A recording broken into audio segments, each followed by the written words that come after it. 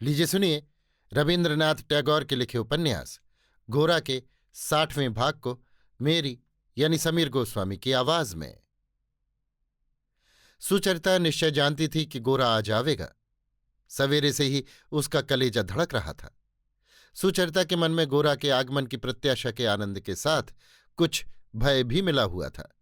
गोरा उसे जिस ओर खींच रहा था और बालपन से उसका जीवन वृक्ष अपनी जड़ से डाल पात लेकर जिस ओर फैल रहा था, इन दोनों के बीच पड़कर वो घबरा रही थी।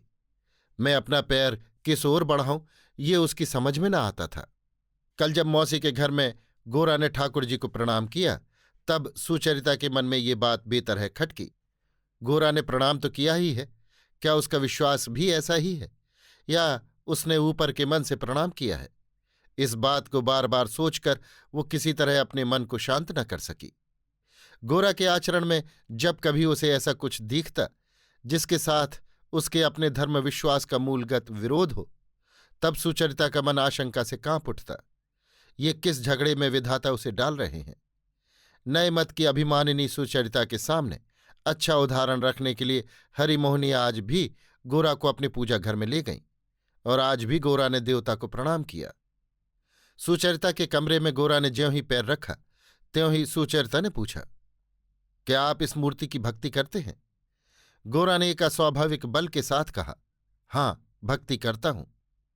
ये सुनकर सुचरिता सिर नवाकर चुप हो रही। उनकी इस नम्र नीरव वेदना से गोरा के मन में कुछ चोट लगी। वो झट बोल उठा, देखो मैं तुमसे सच कहता हूं, मैं ठाकुर जी की भक्ति करता हूं या नहीं ये ठीक ठीक नहीं कह सकता, किंतु मैं अपनी देशभक्ति की भक्ति करता हूं। इतने दिनों से समस्त देश की पूजा जहां पहुंचती है वही स्थान मेरे लिए पूज्य है। क्रस्तान पादरी की भांति वहां किसी तरह विष दृष्टि नहीं डाल सकता। सुचरिता मन ही मन कुछ सोचती हुई गोरा के मुंह की ओर देखती रही। गोरा ने कहा, मेरी बात को ठीक ठीक समझना तुम्हारे लिए बड़ा कठिन है, ये मैं जानता हूं, क्योंकि लगातार इतने दिनों तक एक संप्रदाय के भीतर होने से इन सब विषयों पर सहज दृष्टिपात करने की तुम्हारी शक्ति चली गई है। जब तुम अपनी मौसी के घर में ठाकुर जी को देखती हो तब तुम केवल पत्थर को ही देखती हो, लेकिन मैं तुम्हारी मौसी के भक्तिपूर्ण हृदय को ही देखता हूं। उसे देखकर क्या मैं कभी क्रोध कर सकता हूं या अपमान कर सकता हूं? क्या तुम समझती हो कि ये हृदय का देवता पत्थर का देवता है?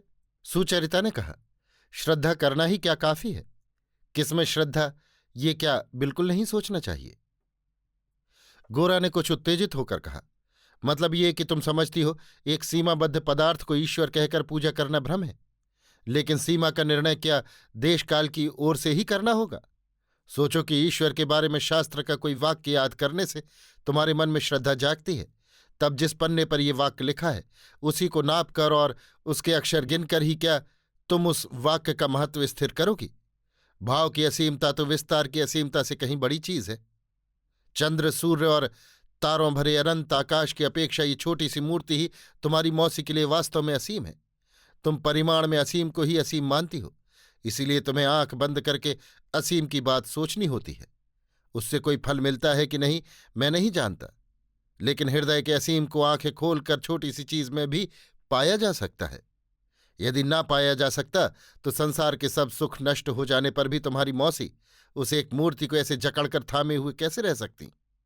हृदय का इतना बड़ा सूनापन क्या खेल ही खेल में एक पत्थर के टुकड़े से भर दिया जा सकता? बिना भाव की असीमता के मानव हृदय का रिक्त भरा ही नहीं जा सकता। इन सब सूक्ष्म तर्कों का उत्तर देना सुचरिता के बस की बात नहीं थी, लेकिन इन्हें सत्य मान लेना भी उसके लिए बिल्कुल असंभव था।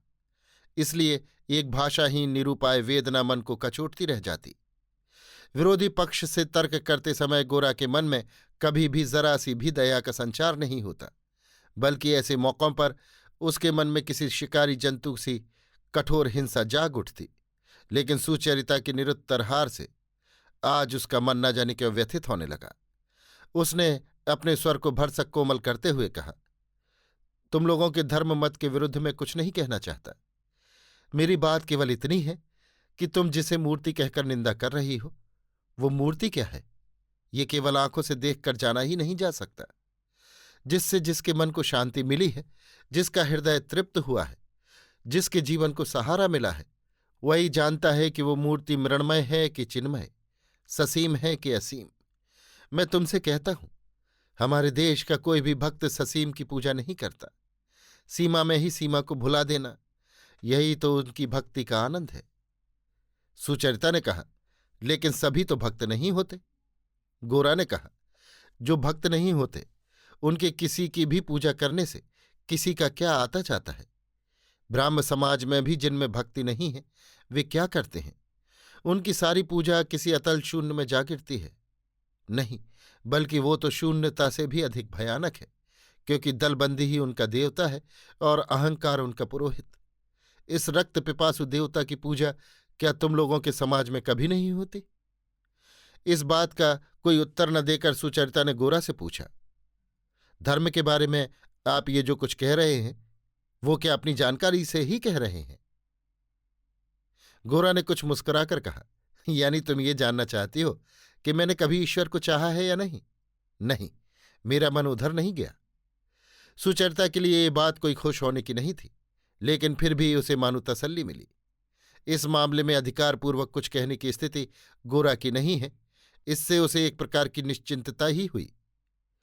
गोरा ने कहा, मैं किसी को धर्म शिक्षा दे सकूं ऐसी योग्यता मुझ में नहीं है, किंतु मेरे देश के लोगों की भक्ति पर तुम लोग हंसो, इसे मैं कभी नहीं सह सकूंगा। तुम अपने देश के लोगों से पुकार कर कहती हो, तुम मूर्ख हो, मूर्ति पूजक हो।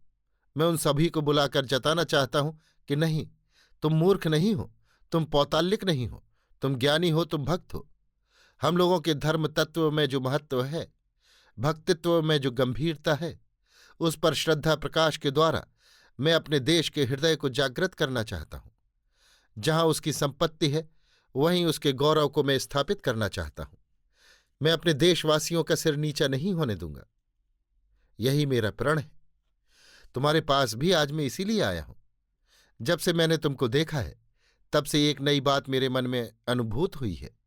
इतने दिन तक मैं उस बात को न सोचता था। अब मैं समझता हूं कि केवल पुरुष की दृष्टि से ही भारतवर्ष पूर्ण रूप से देखा नहीं जाएगा।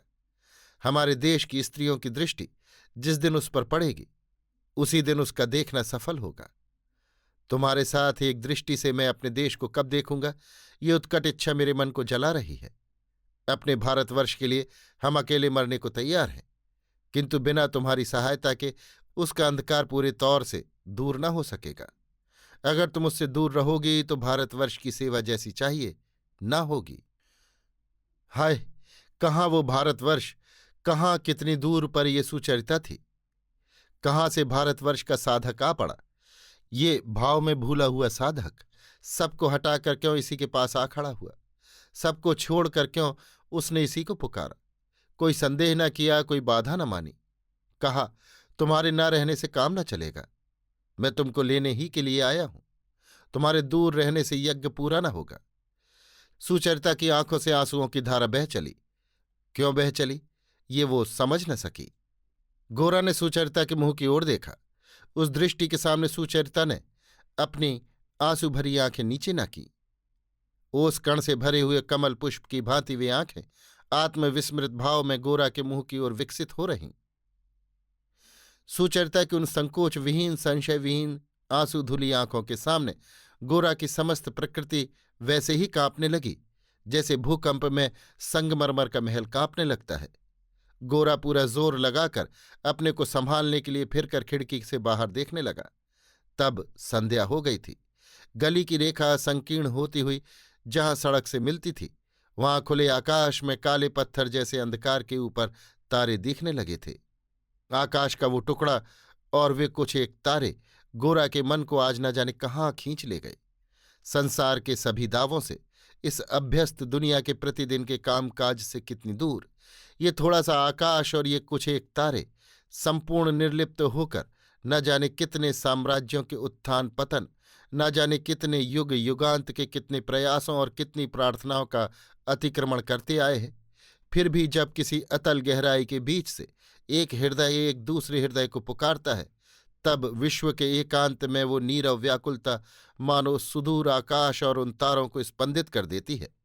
क्षण भर के लिए गोरा की आंखों के सामने कामकाजी कलकत्ता की सड़कों पर गाड़ी घोड़ों और राह चलने वालों की चहल पहल छाया चित्र सी अबास्त हो गई। शहर का कोलाहल मानो उस तक पहुंच ही न सका। उसने अपने हृदय में झांक कर देखा, वहां भी उसी आकाश जैसा निस्तब्ध निभृत अंधकार था, जिसके भीतर से दो सरल करुण जल भरी आंखें अनादिकाल से अपलक अनंतकाल की ओर ताक रही थीं। हरिमोहिनी का कंठ स्वर सुन गोरा चौंक पड़ा और मुंह फिराकर घर की ओर देखने लगा। हरिमोहिनी ने कहा, बेटा कुछ मुंह मीठा करके जाना। गोरा झट बोल उठा, आज नहीं, मुझे माफ कीजिए, मैं अभी जाता हूं। ये कहकर गोरा और किसी बात की अपेक्षा न करके बड़ी तेजी से चला गया। हरिमोहिनी ने विस्मित होकर सुचरिता की ओर देखा। सुचरिता भी कमरे से चली गई। हरिमोहिनी सिर हिला हिलाकर सोचने लगी, ये अब क्या मामला है। थोड़ी देर बाद ही परेश बाबू आ पहुंचे। सुचरिता के कमरे में उसे न पाकर उन्होंने हरिमोहिनी के पास जाकर पूछा, राधा रानी कहाँ है। हरिमोहिनी ने कुछ खींचे हुए स्वर से कहा, क्या पता, अभी तक तो बैठक में गौरमोहन के साथ बातचीत हो रही थी, अब जान पड़ता है छत पर अकेले टहला जा रहा है। परेश ने आश्चर्य से पूछा, इतनी ठंड में इतनी रात गए छत पर।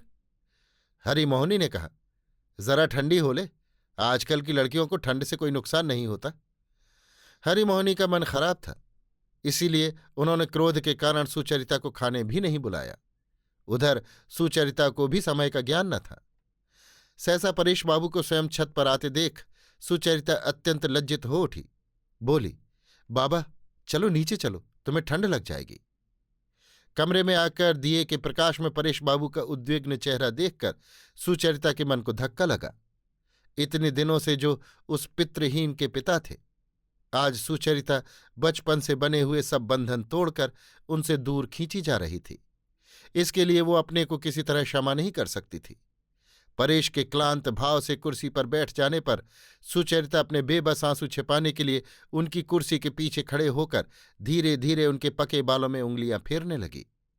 परेश बाबू ने कहा, विनय ने दीक्षा ग्रहण करने से इनकार कर दिया है। सुचरिता कुछ न बोली। परेश ने कहा, विनय के दीक्षा लेने के प्रस्ताव पर मुझे पूरा संदेह था, इसी से मैं उसके अस्वीकार करने से कुछ विशेष शुभ नहीं हुआ, किंतु ललिता के बात के ढंग से मालूम हुआ है कि दीक्षा न लेने पर भी विनय के साथ ब्याह करने में उसे कोई बाधा नहीं दिखाई देती। सुचरिता हठात खूब जोर से बोल उठी, नहीं, कभी नहीं होगा। परेश बाबू ने अचंभे के साथ पूछा, क्या नहीं होगा। सुचरिता, विनय के ब्राह्मण न होने से ब्याह कैसे होगा। परेश, हिंदू मत से। सुचरिता ने सिर हिलाकर कहा, नहीं नहीं, आजकल ये क्या बातें हो रही हैं, ऐसी बात मन में आने देना भी उचित नहीं। क्या अंत में शालिग्राम पूछकर ललिता का ब्याह होगा, ये मैं किसी तरह होने न दूंगी। गोरा ने सुचरिता के मन को अपनी ओर खींच लिया है, कोई ये न कहे, इसलिए आज वो हिंदू मत से विवाह की बात पर एक अस्वाभाविक आक्षेप प्रकट कर रही है। इस आक्षेप के भीतर की असल बात यही है जिससे परेश बाबू समझें कि सुचरिता उनको छोड़कर ही नहीं जाएगी। वो अब भी उनके समाज का, उनके मत का, उनके उपदेश का उल्लंघन न करेगी। वो उनके शिक्षा रूपी बंधन को किसी तरह तोड़ न सकेगी। परेश ने कहा, विवाह के समय शालिग्राम को साक्षी में न रखने को विनय राजी हो गया है, इसमें तुम क्या कहती हो। सुचरिता कुछ सोचकर बोली, तो हमारे समाज से ललिता को निकल जाना पड़ेगा। परेश, इसके विषय में मुझे बहुत चिंता करनी पड़ी है। किसी मनुष्य के साथ जब समाज का विरोध हो तब दो बातें सोचनी पड़ती हैं। दोनों दलों में न्याय किस ओर है, दोनों दलों में प्रबल कौन है। समाज की प्रबलता में तो संदेह ही नहीं हो सकता, अतएव विद्रोही को दुख झेलना पड़ेगा। ललिता बार बार मुझसे कहती है कि मैं केवल दुख सहन करने को ही तैयार नहीं हूं, वरन इसमें आनंद का अनुभव भी कर रही हूं। यदि ये बात सत्य हो और इसमें कोई अन्याय न पाया जाए तो मैं उसे क्यों रोकूं। सुचरिता, पिताजी, ये कैसे होगा। परेश, मैं जानता हूं कि इसमें कोई संकट अवश्य उपस्थित होगा, किंतु ललिता के साथ विनय के ब्याह में जब कोई दोष नहीं, वरन ब्याह होना ही उचित है, तब यदि समाज में विग्रह उपस्थित हो तो उस विग्रह को हम विग्रह नहीं मानेंगे। मनुष्य को समाज के दबाव में पड़कर कर्तव्य से संकुचित हो रहना ठीक नहीं। मनुष्य का कर्तव्य सोचकर समाज को ही अपनी स्थिति सुधारनी चाहिए। इस कारण जो लोग दुख स्वीकार करने को राजी हैं, मैं उनकी निंदा नहीं कर सकता। सुचरिता ने कहा, इसमें तो सबसे बढ़कर आप ही को दुख स्वीकार करना होगा।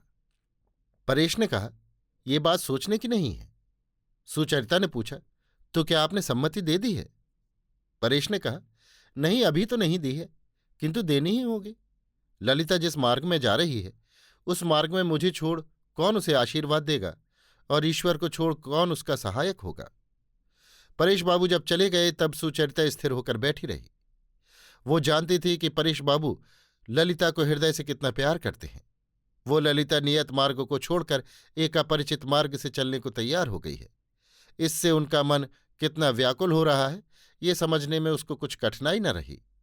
फिर भी इस उम्र में वो इतने बड़े विप्लव में सहायता करने जा रहे हैं और इस पर कितने कम विक्षुब्ध हैं। अपना बल वो कभी नहीं प्रकट करते, किंतु उनके भीतर कितना बड़ा बल अनायास ही अपने को छिपाए हुए बैठा है। पहले होता तो परेश की प्रकृति का ये परिचय सुचरिता को विचित्र न जान पड़ता, क्योंकि वो परेश बाबू को बचपन से ही तो देखती आई है। लेकिन आज ही थोड़ी देर पहले ही तो उसके समूचे अंतःकरण ने गोरा का आघात सहा था। इसलिए इन दोनों के स्वभाव की संपूर्ण भिन्नता का मन ही मन तीखा अनुभव किए बिना वो न रह सकी। गोरा के लिए उसकी अपनी इच्छा कितनी प्रबल है, और अपनी इच्छा को जोरों से काम में लाकर वो दूसरे को कैसे अभिभूत कर डालता है। गोरा के साथ जो कोई व्यक्ति जो कोई संबंध स्वीकार करेगा, गोरा की इच्छा के सामने उसे झुकना ही पड़ेगा। सुचरिता भी आज झुकी है, और झुककर उसने आनंद भी पाया है। अपने को विसर्जित करके उसने ऐसा अनुभव किया है मानो उसने कोई बहुत बड़ी चीज पाई हो। फिर भी आज जब परेश उसके कमरे के दिए के प्रकाश से निकलकर चिंता से सिर झुकाए हुए धीरे धीरे बाहर के अंधकार में चले गए, तब सुचरिता ने यौवन के तेज से दीप्त गोरा के साथ विशेष रूप से उनकी तुलना करके अपनी भक्ति की पुष्पांजलि विशेष रूप से परेश के चरणों में चढ़ाई। दोनों हाथ जोड़कर गोद में रखे हुए वो बहुत देर तक चुपचाप चित्रलिखित सी बैठी रही। अभी आप सुन रहे थे रविन्द्रनाथ टैगोर के लिखे उपन्यास गोरा के 60वें भाग को मेरी यानी समीर गोस्वामी की आवाज में।